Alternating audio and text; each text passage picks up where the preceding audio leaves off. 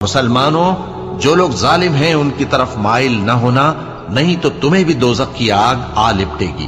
اور اللہ کے سوا تمہارے کوئی دوست نہیں ہوں گے، پھر تمہیں کوئی مدد بھی نہ ملے گی۔ اور دن کے دونوں سروں یعنی صبح اور شام کے اوقات میں اور رات کی چند ساعتوں میں نماز پڑھا کرو، کچھ شک نہیں کہ نیکیاں گناہوں کو دور کر دیتی ہیں۔ یہ ان کے لیے نصیحت ہے جو نصیحت قبول کرنے والے ہیں،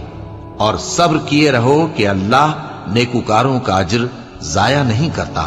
تو جو امتیں تم سے پہلے گزر چکی ہیں ان میں ایسے ہوش مند کیوں نہ ہوئے جو ملک میں خرابی کرنے سے روکتے؟ ہاں، ایسے تھوڑے سے تھے جن کو ہم نے ان میں سے نجات بخشی،